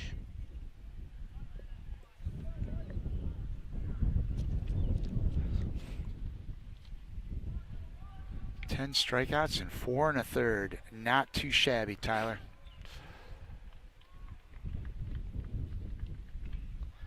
That's a bunt to McCoy. Gets the out at first. Runner advances to second. That's Tyler Weber now at second. Bringing up Brek Lukacic. So Lukacic up now. Red Devils would gladly swap that out for the base there with a 4-run lead. Just need to get one out here. And this one get back to the bats.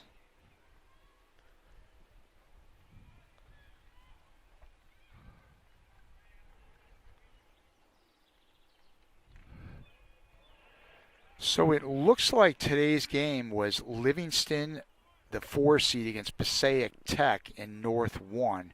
It says a 1:30 start, so if that's correct, that game would be over now. I don't have a score, but if I understand this correctly, the winner of this game would play the winner of that game in the state semifinal.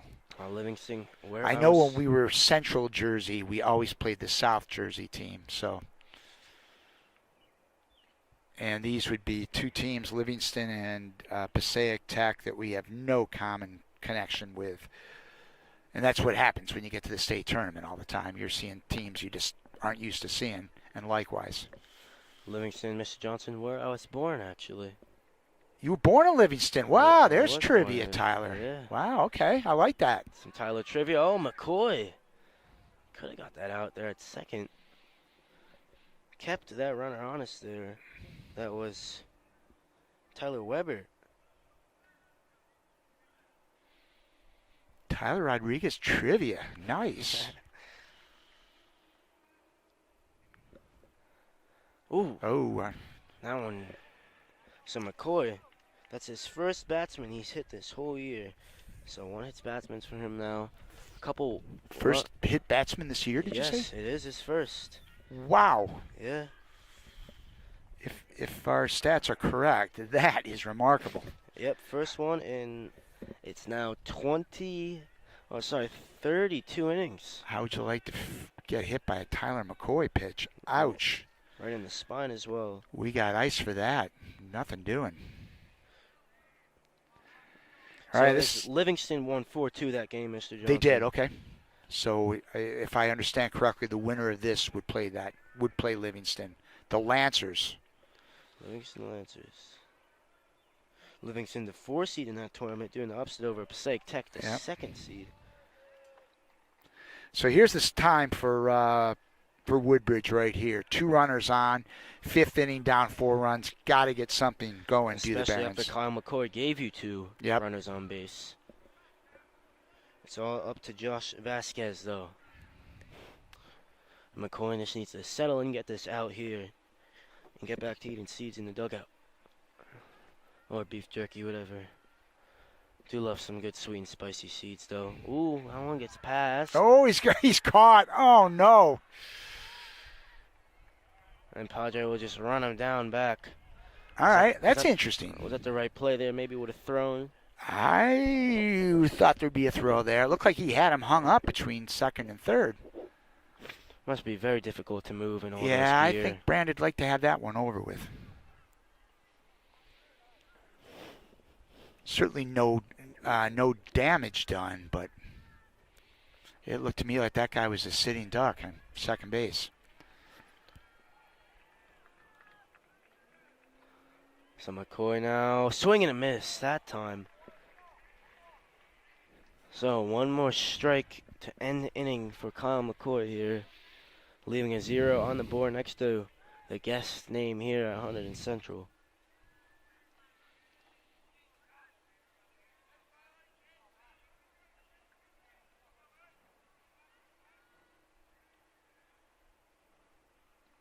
Oh, nice Good pitch framework there. from Just Padre, but missed. just missed it. Just missed. All right, runners are going to be going here, Tyler. Full count, bases loaded. Here's the spot for Woodbridge. Fasinelli checks on the runner at second. He goes now, swing and a miss. Kyle McCoy, very pumped up about that one. Usually he's very reserved and calm, but this one he's super psyched about. His 11th strikeout of the day. Ends the inning. 11 strikeouts and none bigger, Tyler, for sure, with runners on first and second. Opportunity there for the Barons, and they were not able to capitalize on that one. So Nunez back out here, big task on hand. Doesn't want to let it get ugly here.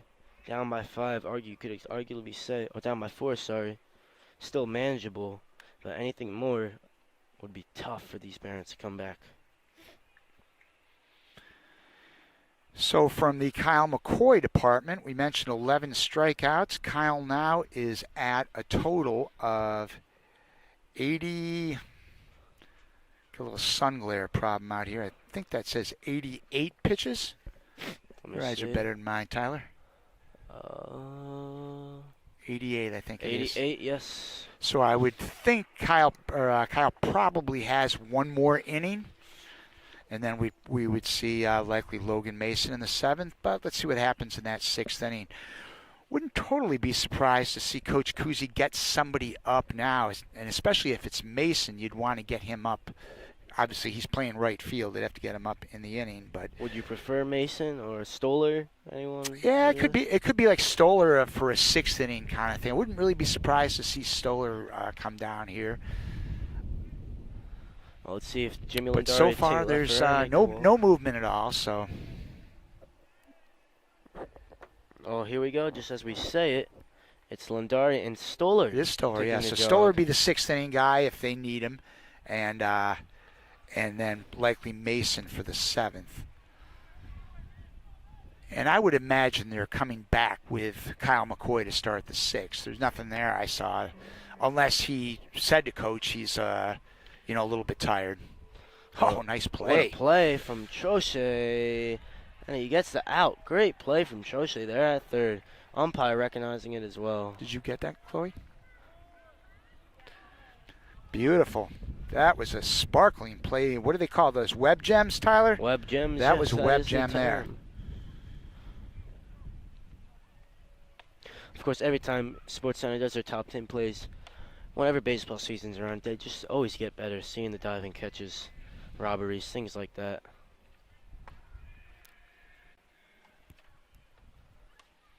That one's low on the dirt that time. I believe it's Chase Fisher up now.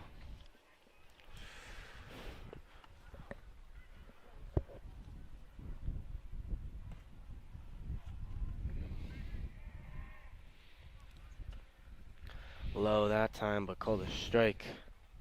And as we just mentioned, Jake Stoller's right to the side of us, getting loose just in case his name and number are to be called in the 6th inning. And I think that's Logan Mason trotting down here too. Yeah, Mason and Tate LaFerrera down as well. And There's that one rip. Goes out of play. So I think they say maybe a ground rule double there. Chase Fisher, his 2nd double of the day. Rope that one again on that third base line. 2nd double of the day for the big man. Red Devils now with another runner in scoring position now, as we're going to have double-barreled action in the bullpen. 8 doubles on the year for him.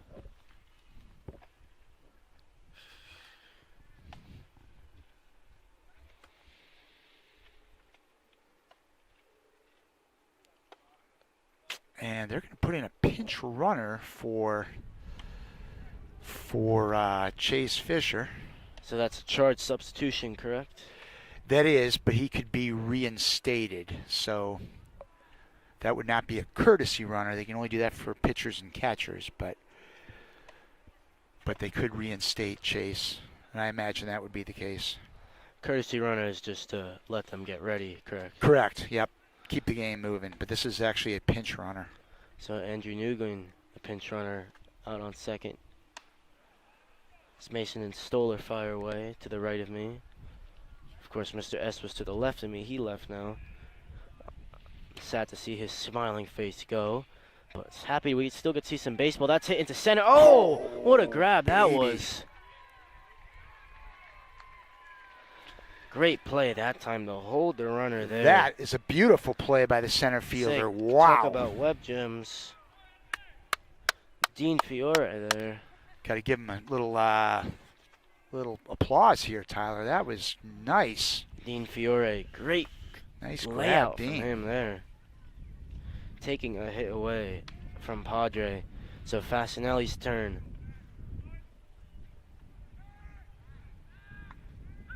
And they're going safe.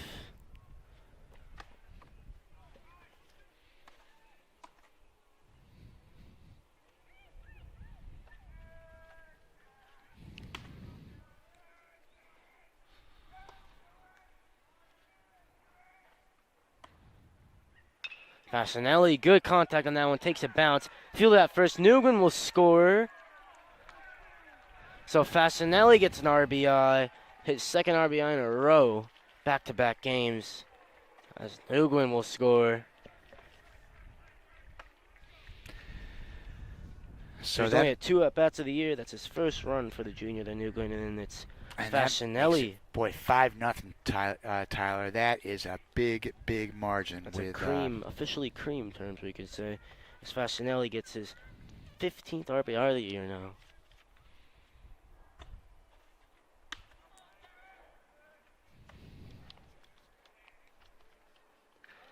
And that one's hit well again into right field. That's Fasinelli who reaches second. Ferry saw one pitch, hits it, gets a single.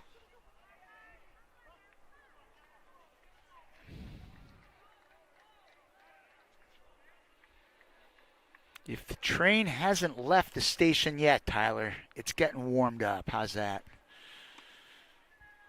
And I think that's going to probably do it for Nunez. Yeah, I don't know if Pitched a nice game, but he was obviously starting to tire in this 5th inning. Tell you what, though, big spot for a sophomore here. Obviously, he's pitched the most for them this whole year, but still, young kid coming out here. He represents himself in great honor. And he's still out there. He is, of course. And let's see, though, if they try Pitch to warm count someone not up. overly high, Tyler. He's only at, let's see, Nunez is at 73 pitches. That's very efficient, quite honestly. Do you think about But the Red Devils are starting to hit the ball real well this inning. do you think about taking him out maybe if you're the Barons head coach? For sure, because it looks like the Red Devils have really kind of solved him at this point. But look, I'm not here to judge. This coach knows his pitching staff, and I don't. So It's head coach Michael Monaco Yep. make the decision. A lot of assistant coaches as well. and from again, he before. certainly has fared very well in the big picture, but it does look like the Red Devils are starting to get to him in this inning. Oh, so Fasinelli has to dive back. So Stoller stays out here. Mason is, in theory, loose, but Mason wouldn't be coming in this inning anyway. He'd be a 7th inning guy, so... 2 outs now. Nunez will look to end the inning against Casella. Yeah, you feel like the Red Devils are like an extra base hit away from this game being pretty much done. Casella to second. That throw is made, and that will end this bottom of the 5th inning. So, going into the 6th inning, the Red Devils up by 5 runs to 0 now. Stoller stays getting warm. And it is Kyle McCoy that we are seeing in the 6th. No real surprise there. As we mentioned, he's at 88 pitches. But I would suspect, Tyler, well, it all depends. If he throws a scoreless 6th, very well might see Jake Stoller in the 7th inning. If the Red Devils have that kind of cushion, they might just elect to go with Stoller as opposed to their normal closer, Mason. But Woodbridge still has an inning here, but boy, to say it, they've got to get something going here is really stating the obvious. Yeah, maybe a bit overdue for them, but better late than never.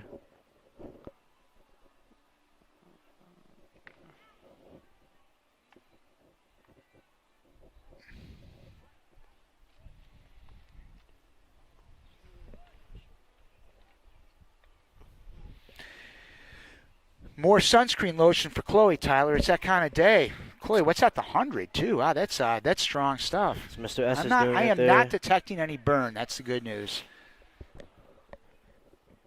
I told you, UV index at 7, good tanning weather. Above 4, above 3, I should say, you're in good hands.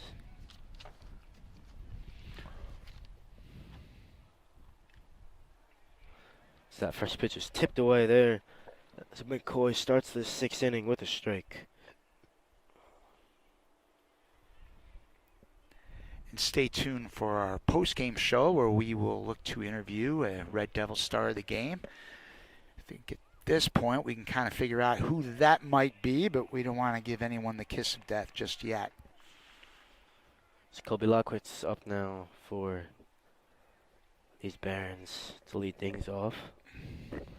McCoy deals. Outside of Colby Lockwitz's range, so that's a ball. 1 and 2.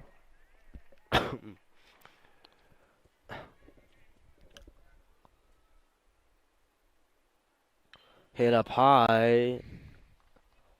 Again behind the large backstop.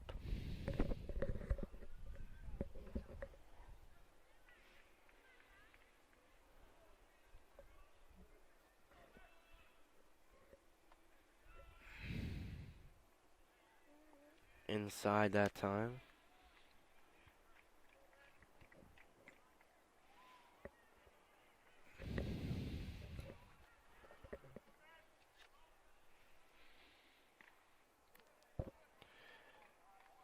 So as we mentioned about the out-of-town scores, you did say Livingston won in the North 1, Group 4.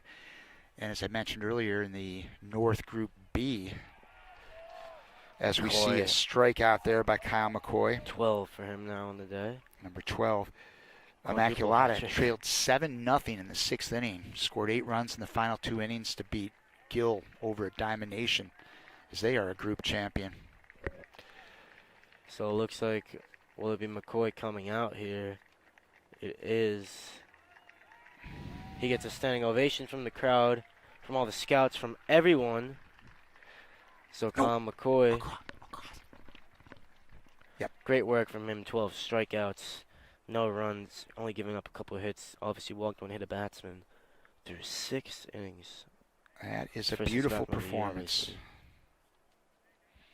And again, the funny thing, Tyler, when you watch a player of such a high-level pitcher like Kyle McCoy, and he's elite, when he's not completely perfect, as he wasn't in the first couple innings, it's almost natural to think, well, Kyle didn't really have his best stuff today.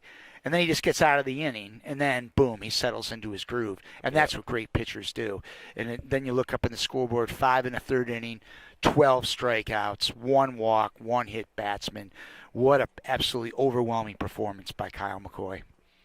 Yeah, again, so privileged to watch him as Mason gets warm. Interesting why they would bring him out after 1 out, maybe not just let him end the inning. It's obvious, Tyler, it's a pitch count thing. I honestly was thinking they'd probably go to Stoller right now, Jake Stoller, because they do have a 5-run lead. But again, Coach knows what he has, Coach Kuzi, and he had a game plan coming into this one. So no real surprise with going with his best guys. McCoy finishes with, I think that says 95 pitches. 95 pitches for Kyle McCoy. So it was very apparent he was on a pitch count, and that's a pretty high pitch count, by the way. That's not a low number of pitches. You got to remember that last Saturday was his first outing in 4 weeks, and he threw, what did we say, he threw 50 some in that game? That. So this was a very high number. So they are watching him very carefully, not only for next week, but for the long term for Kyle McCoy. So they're not going to err anything but on the side of caution, as you would always do for a high school pitcher. And, oh, yeah, the Red Devils do have a 5-run lead. No need to risk anything at all. So we've got Logan Mason now coming in with 1 out, nobody on. Logan off to, he's going to be a Scranton Royal next year. Only said that 4 times today. No, it's only the first time I said it. You might have mentioned it once, something about colors and nicknames. Oh, you said it the first inning. Yeah. Did I? I must have forgot. I have 2 sons that played at Scranton. For those listening, they're wondering, why is this guy talking about Scranton? One just graduated.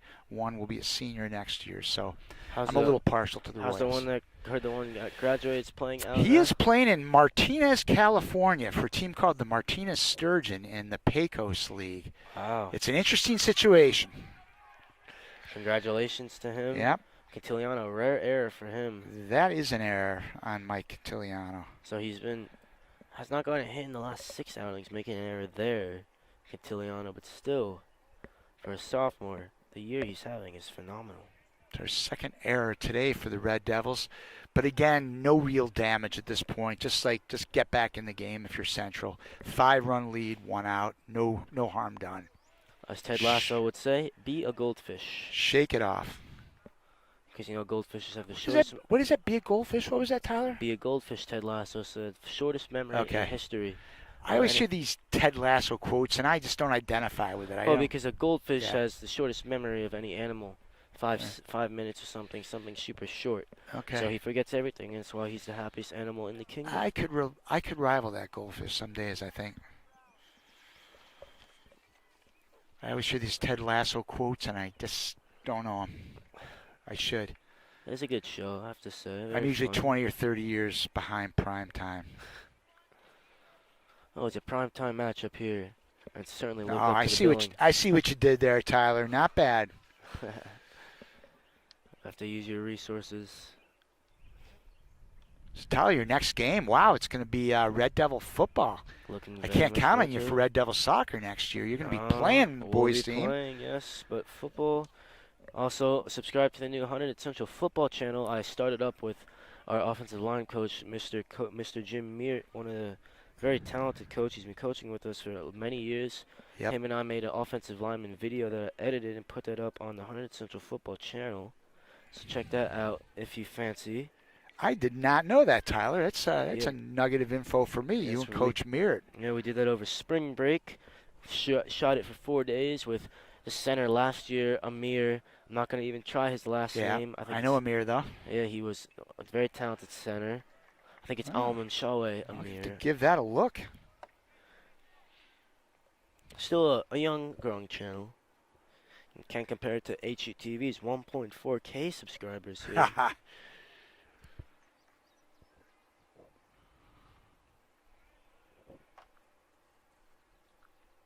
Mason Lowe walks a runner. Well, sir, that is not what you want to do with a 5-run lead, is a walk. But here we are. Just turn the page. Now we can get any base.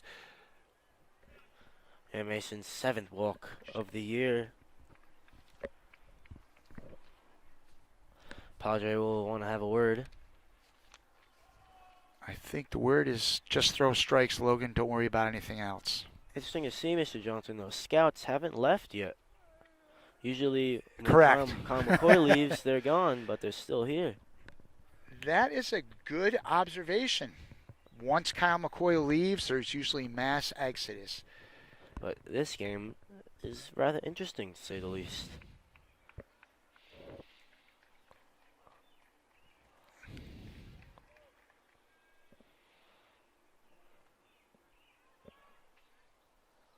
Swing and a miss. Mason, nice pitch that time, off speed.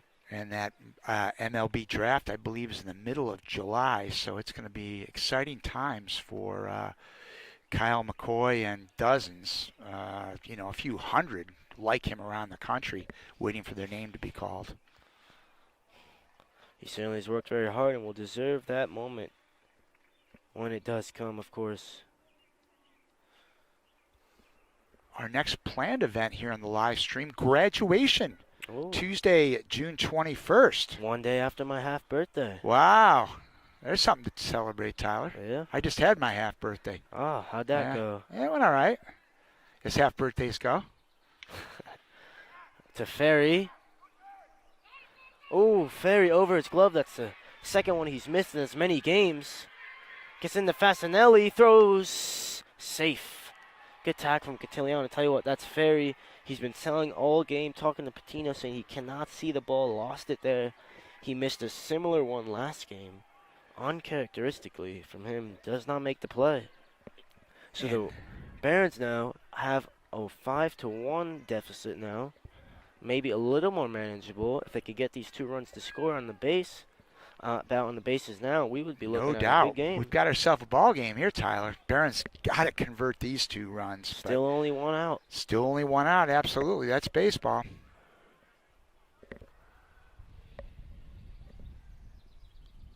And as many times as you watch baseball and you see these crazy comebacks, I just mentioned Immaculata and Gill.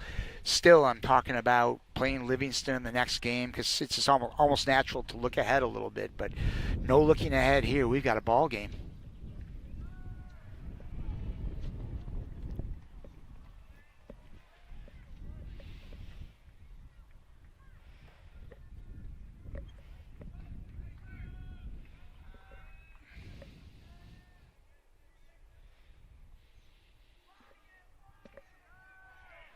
That, by the way, is an unearned run because there was an error on the play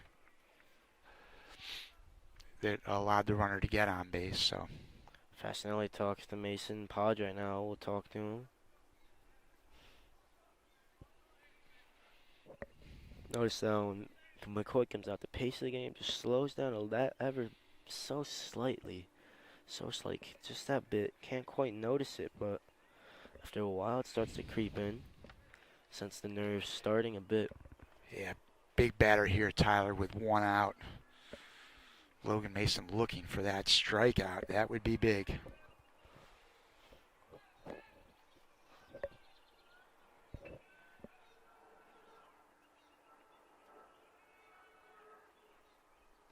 Oh, nice spot.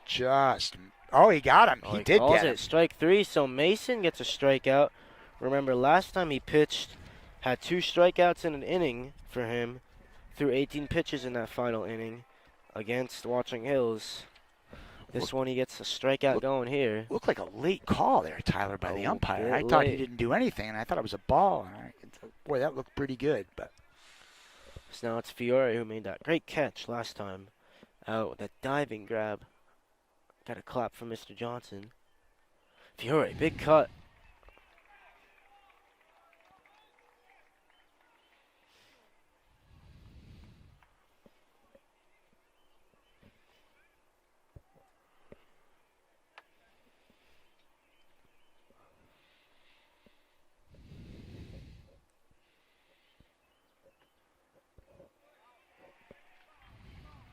all right, that's 2 strikes.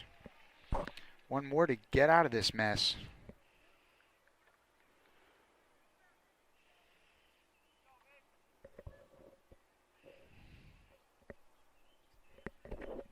So the 0-2, Mason swing and a miss.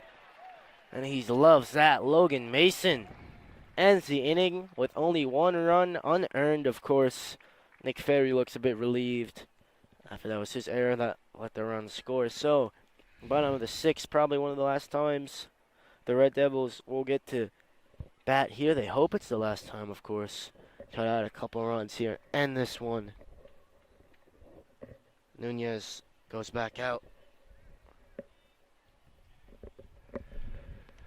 He needs a good inning, stating the obvious. And Nunez still out there battling. As I mentioned, his pitch count really is still pretty respectable. He's thrown only 77 pitches, so he's got that in the tank from a pitch count standpoint. But the Red Devils did seem like they were hitting him a bit last inning. But that was the chance for Woodbridge right there, Tyler, after the misplay in left field, which was a double, not an error. It was just he lost it, but that's a hit. But after runners on second and third with one out, with one run in. There's your chance, Barons, right there. Got to capitalize. They did not. So now it's remains a 4-run game. Yeah, he certainly was disappointed though, Nick Ferry there. And the dugout for Hunterdon Central having a real party a lot of times, playing a lot of good music. Right now they're playing the 2010 World Cup song, Mr. Johnson, Waka Waka by Shakira. Of course, 2022 World Cup this summer in Qatar. You were just waiting for an excuse to get a little soccer talk in here, Tyler. Of course, our country, USA, has qualified. They play tonight against Grenada and the CONCACAF Nations League. So what's that, a friendly tonight? Is a CONCACAF Nations League, kind of like just a league to basically prepare for the World Cup. They play teams in the region of North, South, and Central America. But I know one guy who's going to be watching that game tonight. Who's that? You! Of course. Hopefully to catch the first half. It does start a little late, 9:30, being played in Austin, Texas. Coming off the 0-0 draw against Uruguay. I can't say I'll be watching tonight, Tyler, but... Oh, you got to save it for Qatar. That one's hit high to Fiore again. This one should be a bit more manageable, catching his last one. He gets Moskowitz out. Of course, it's going to be weird for us. World Cup will be on while we're in school, which has never happened in my lifetime before. A Winter World Cup to avoid the heat down there in Qatar. Probably have to somehow stream it on my Chromebook or something. Yeah. Qatar getting the World Cup. Go figure. Yeah. Here's Patino.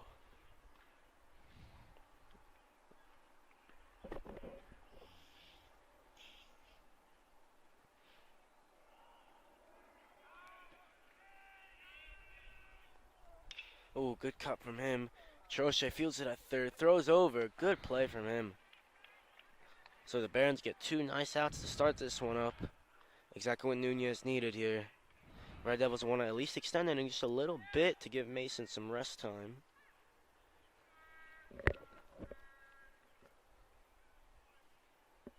And Nunez, 5 2/3 innings, has allowed 6 hits and 5 runs, 4 of them earned.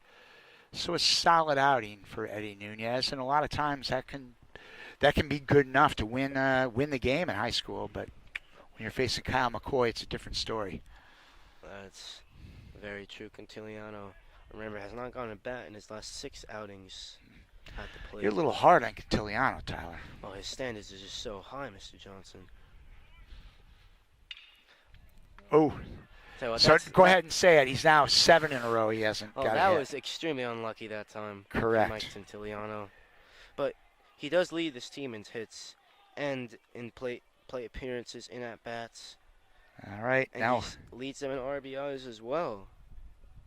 All right, Tyler, now I want to hear a good job. What is the name of this song? This is Edwin Diaz's entrance music for the Mets. I'll get It's you the right trumpet now. thing. Timmy Trumpet something or other, but Chloe, help us out if you know. Chloe guesses? Just an epic song. Wow. Shazam was not able to find anything. And Mr. Johnson is a big Met fan, so it's always good when you hear this music. I honestly have no clue. I know we have the lead, and Diaz is coming in. I mean, I know Enter Sandman's for Mariano Rivera, of course. Yeah, he retired a few years ago. That's Yeah. old. That's old news, Tyler. I did read one. The best books I ever read was The Closer, autobiography by Mariano Rivera. Okay. He wrote it with another author. It was a very interesting book. Remember, he used to shack flies before his games. He was obviously grew up as a fielder. Another one that played soccer, Mariano Rivera, back in Panama. Country. Right? Yeah, in Panama. He came to the country, he didn't know how to speak English, so he would just go to restaurants in Miami and point to things on the menu. Hope it would work out. Of course, his career turned out to be pretty good, I would say. Yeah, pretty good, to say the least. But that song I do not know, I can't tell you. Does seem very good, though. So 3 more outs to go for the Woodbridge Barons. So Logan Mason tries to put the finishing touches on this Group 4 victory. So the Barons will have the rally caps going here. And it was Hunterdon Central JV baseball. Their last game, they were down 6 runs going in the bottom of the 7th, and they ended up coming back to win. So if they can do it in 6, Barons can certainly do it in 4. Yep. It's baseball. There's no clock going, so anything's possible. Tyler, I should say we will not have a post-game guest here because they will have a Ferryfield's Allen trophy presentation, correct? trophy presentation, yeah. So we will sign off shortly at the end of this one. Well, but again, every time I start talking in these terms, it's almost like I'm discrediting Woodbridge, and here they go. The Barons get a leadoff single. Are we staying to film that trophy presentation? No, we will be signing off at right after the game.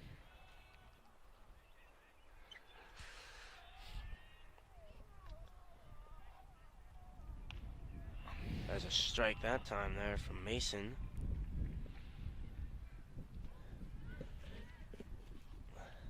Up to the top of the order now. Lukacic. Brett Lukacic, that is. Vasquez up next. Big cut from Lukacic.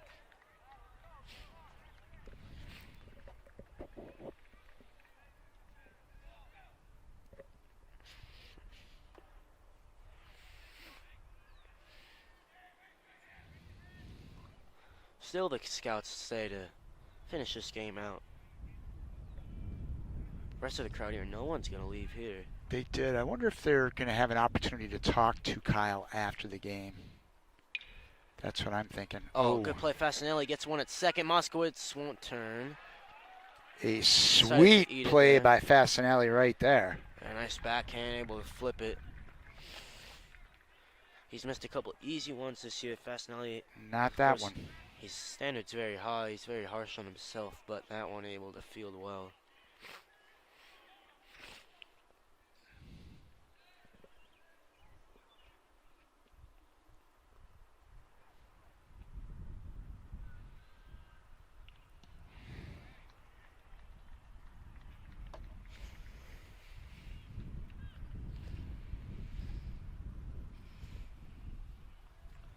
So sun has gone away a bit here as the wind creeps back in. It really is a good day here for baseball. The grass is beautiful, cut very well. And the sky, of course, crystal clear.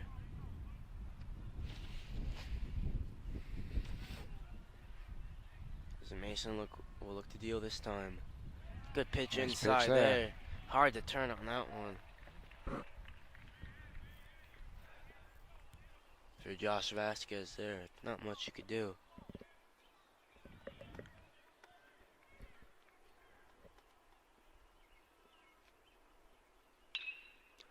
Again, hit up. Fasanelli touches the bag, throws to first, and ends it. So that will do it here. Ended very quick. The Red Devils will win this game here. They will be the Section 2 Group 4 champions here. The dog pile at the mound there. Fasanelli loved it. And like I said, the Hunterdon Central Red Devils Section 2, North Section 2 Group 4 champions will face Livingston. Chance to win a state title. Great work from them. Great final outs as well. How about that for a finish? Ryan Fasanelli flashing the leather in the 7th inning there, Tyler, with a nice play for the first out, and then a double play he got going. And the Red Devils are Group 4 champs again. That would be, let's see, 2016, 17, and 18. They were Group 4 champs in all those years, lost in the finals in 19 and again last year. So quite a run by the Red Devils of recent. And certainly hats off to Woodbridge for getting this far and stinging Ridge in the semifinals the other night. But we're Hunterdon Central, and it's just been another phenomenal year for the Red Devils. They win the North 2 Group 4 championship. Next stop, I believe, is Livingston in the state semifinals. So have we won, you say, the 4 group championships. Have we been to the state final yet at all? Yeah, we're state champions, as I mentioned a couple times, in 2016, In 2018, we were the state champs, and then in 2017, Central lost to Milburn in the state championships. So it was 3 straight years the Red Devils made the state championship game, winning 2 of those 3, and they're certainly looking like a team that's capable of making it again this year. So not in uncharted territories for the Red Devils. That'll do it here for our coverage on HGTV for the spring season. It, of course, is our last game here. It's been a great year for me here. Thank you to everyone who made it possible. Mr. S., Chloe, of course, here today. Mr. Johnson as well. I look forward to this year, and I'll look forward to the next year as well. Thank you for all of you tuning in. Make sure to like and subscribe, and we will see you guys next time. Thank you, and have a great night.